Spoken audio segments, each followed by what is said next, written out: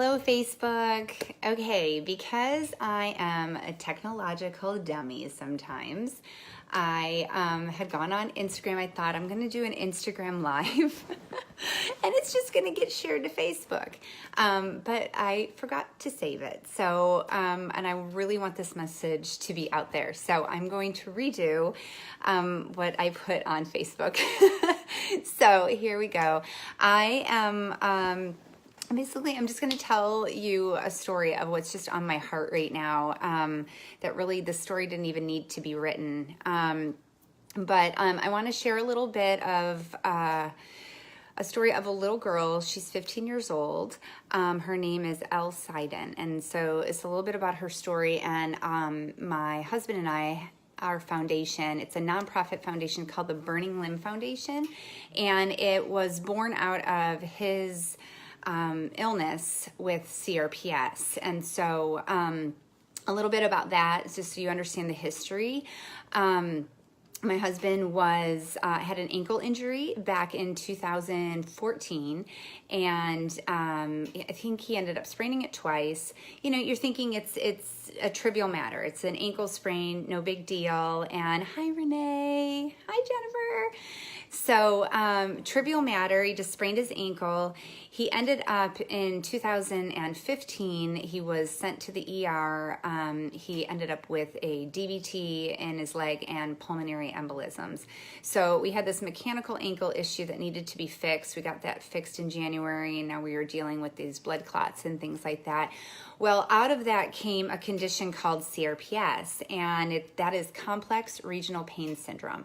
We weren't really sure at the time what that was about, and considering we were juggling these other things like an ankle sprain and his where he needed surgery for that. It was more of a tear. He had all kinds of problems in his ankle, and then we had to kind of understand what was going on with like the blood clots and what medication he needed to be on and all of that. CRPS was kind of our last thing. We weren't really sure what that was all about.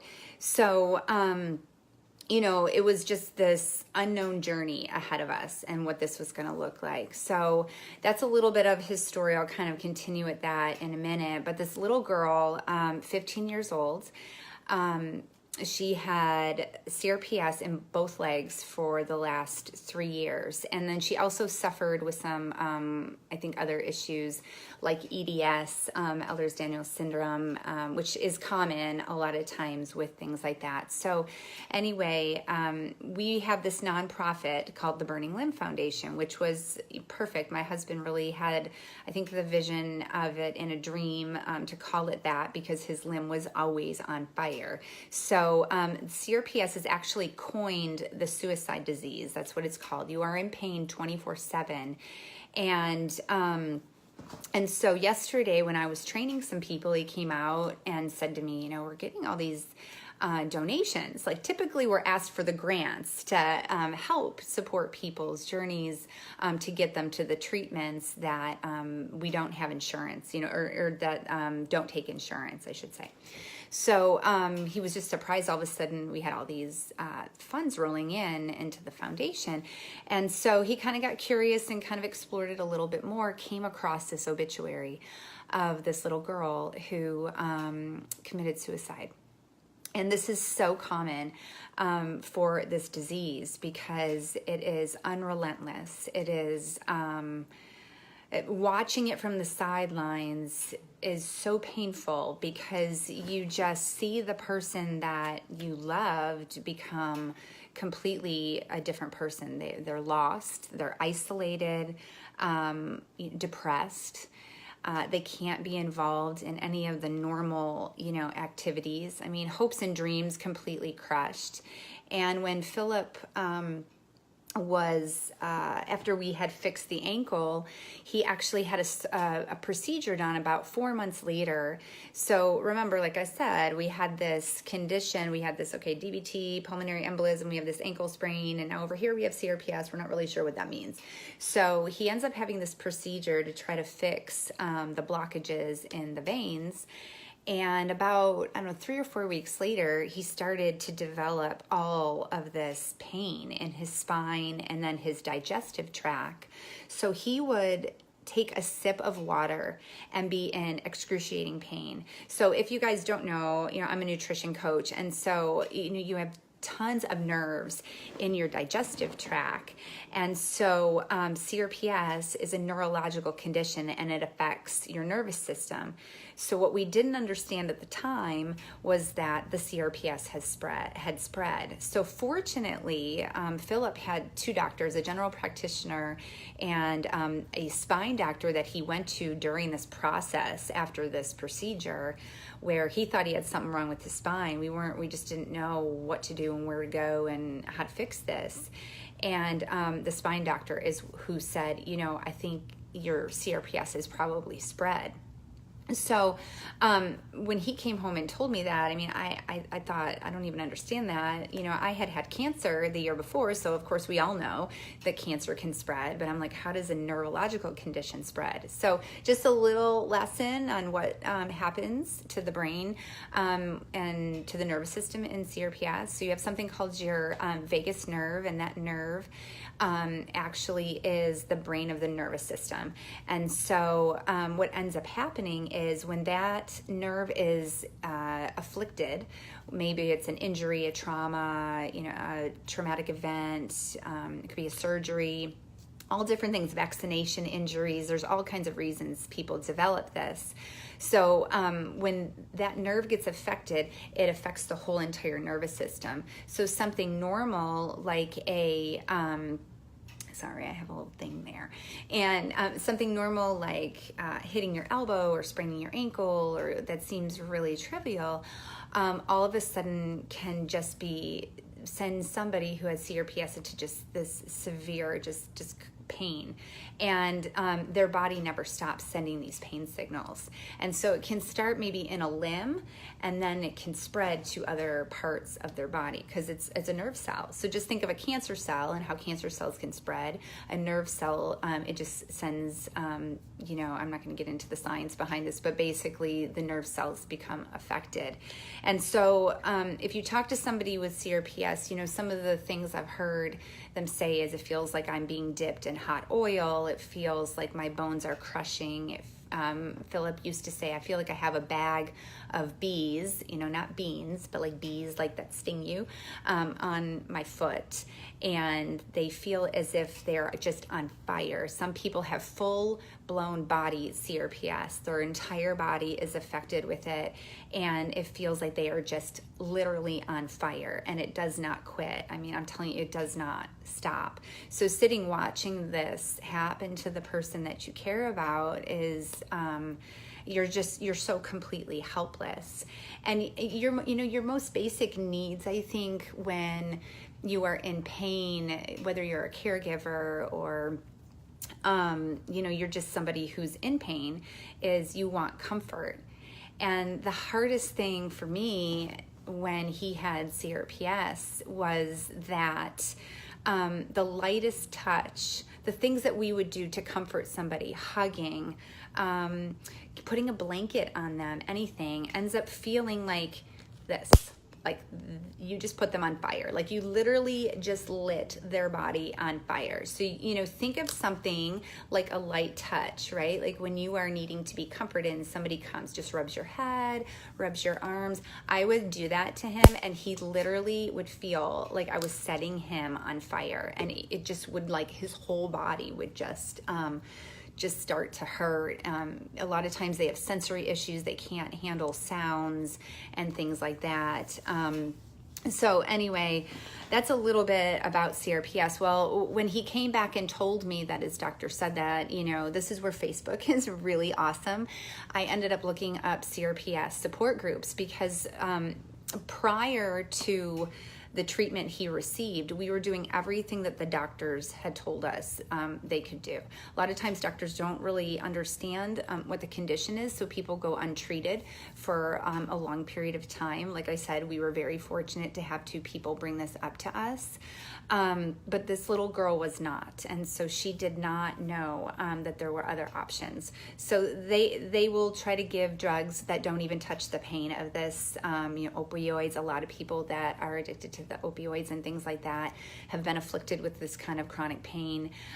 Spinal blocks, he went through, they were telling him they could put a spinal stimulator in his back, and just things that like numb the pain and don't really fix the condition, because what's broken has to do with the vagus nerve, like I was telling you guys before. So I went on to Facebook, ended up finding this doctor. Her name is Dr. Katinka Vandermeer. She runs a clinic in Fayetteville, Arkansas, called the Neurological Relief Institute.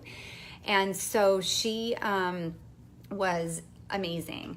He had, at this point there was just no hope. I mean, really, truly, when somebody is in severe pain, there's a couple things. I mean, they just have loss of hope, because there's nobody that seems to know how to fix a condition like this.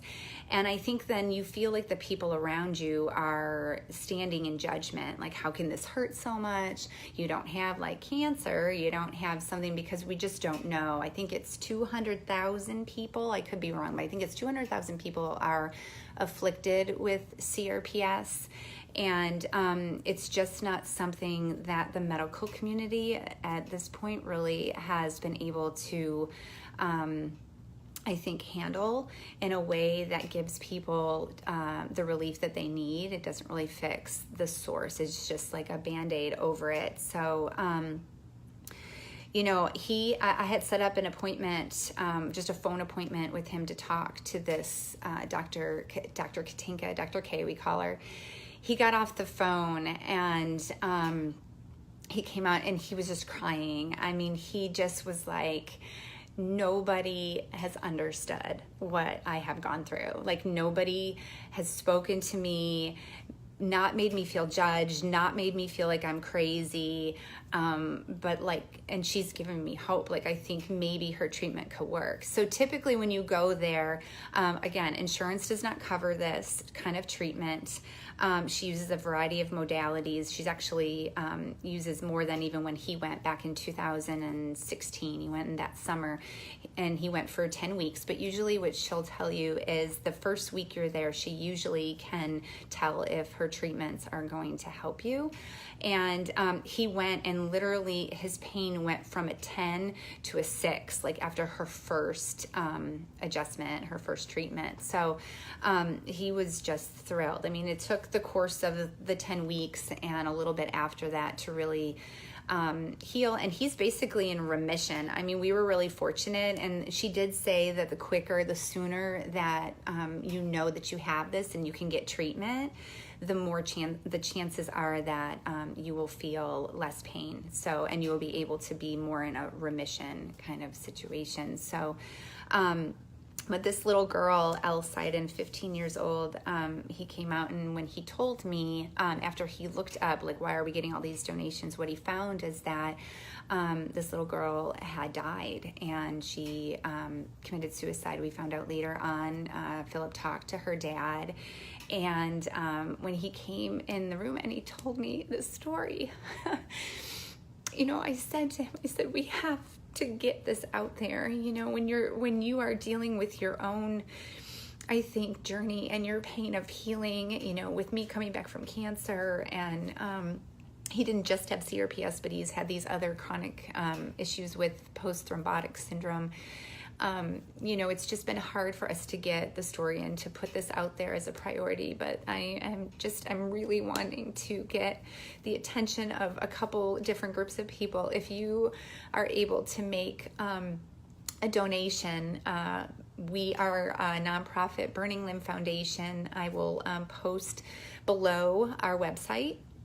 I will also post the website or the web address of this little girl's obituary. Her father had selected a couple different groups if you want to make a donation there. So if you're somebody that needs to donate or would like to donate, we would absolutely appreciate it so we could help more people get there. The next group is for those of you that are I'm so sorry. It hurts my heart to think that this little girl didn't even know, that she just didn't know. And the only way we are going to help people to know is for me to talk about it. So, but it's for those of you that might be in chronic pain, and you have no idea what's wrong. Your blood tests are coming back normal. Your MRIs are normal. Your CT scans are normal. Your ultrasounds, everything. The doctor's like, we don't know what to do. We don't know how to help you. Or they're saying, go on these, pharmaceutical drugs, or use a spinal stimulator, or whatever it is. That if you are in that camp, like, I would just want you to know, number one, there is hope. Just don't give up. Please look at our website. My husband's always willing to share his story and to have a phone call with you. He can definitely answer a lot of the medical side of it a lot better than I can.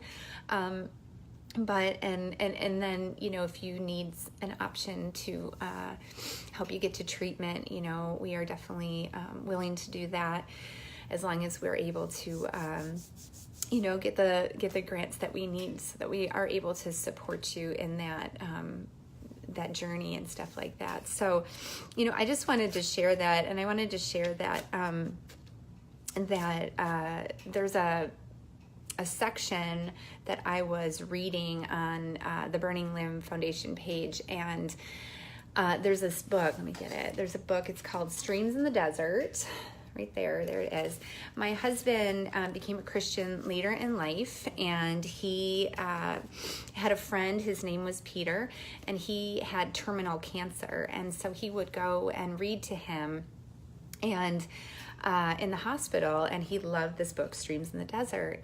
And there is a particular one on January 11th that he read to him. And he always says, it's so funny because in the midst of reading something, did you guys ever read something and you're like, it comes back to you and you think, oh my gosh, like I read that 3 years ago. And like that was the reason for it. So, when we were going through the last couple of years, just full of unknowns of diseases and, cancer. I had cancer. I've been super healthy most of my life, lived a really healthy lifestyle, ended up with cancer. And there is a quote that says, God comforts us not to make us comfortable, but to make us comforters. And so I want to share the story because this was one of the things that sometimes we say, why is there pain in the world? Or why are we going through this? And it's especially a child, like we don't understand, like, how is this good? Like, how is this even beneficial? And so I'm just going to read this little section quick. And so it says, store up comfort. This was the prophet Isaiah's mission.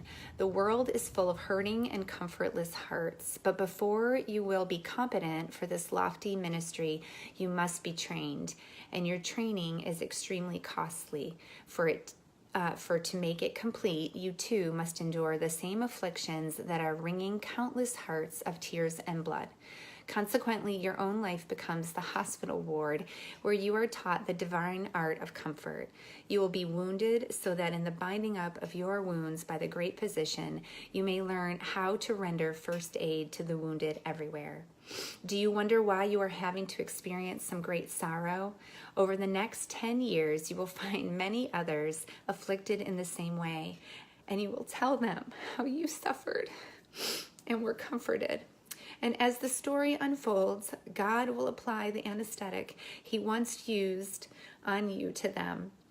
And then in the eager look followed by the gleam of hope that chases the shadow of despair from the soul, you will know why you were afflicted, and you will bless God for the discipline that filled your life with such a treasure of experience and helpfulness.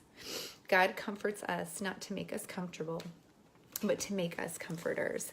And so I share that with you guys in hopes that if you, feel moved at all, please send a donation our way. Again, I'll post our website at the bottom.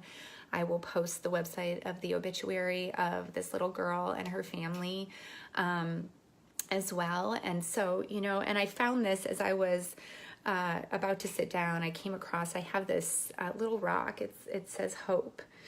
And that has been just our word. And just don't give up. There's always hope, even when you feel like you're going to people, and nobody has answers for you. So again, you could always look. I'll also share the Neurological Relief Institute. That's Dr. Katinka. And, take a look at her Facebook page and her website and some of the things that she uses, especially if you know somebody who's been dealing with chronic pain and there's just no answer and there's no explanation. There was a time probably less than 100 years ago that people didn't even understand cancer and were telling people that they were crazy. And we're not, people aren't crazy. It's funny, I was looking up this girl, Elside, and her, she's 15. So of course, she's not like one of us old people that have Facebook. So I was like Instagramming, like trying to see if there was something that she had out there, just a little bit more about her. And some of the pins she posted, just a couple, but I just want to, share these things. One of them says, "Nobody knows how much this hurts. Some nights I just never go to sleep at all."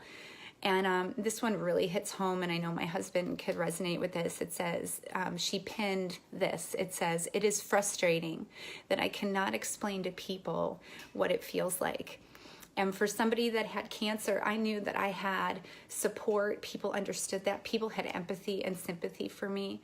So if you know somebody that is struggling with this, just understand that they may not be able to explain it to you. It was really hard for me. God has worked on my heart tremendously of being able to know how to have compassion and support in the midst of a really painful journey with my husband. So please share this video. And please have people take a look at Dr. K's website, and just know that there's no insurance that she takes. So this type of treatment requires donations. So please be willing. This is our logo right here, burning lamb. That's it. So. Guys, thank you so much for listening and hearing my heart today. And if you have any questions, please feel free to post them below. I will put my husband on this video as well so he can answer some of the things that I may not be able to answer. All right, you guys have a happy Thursday.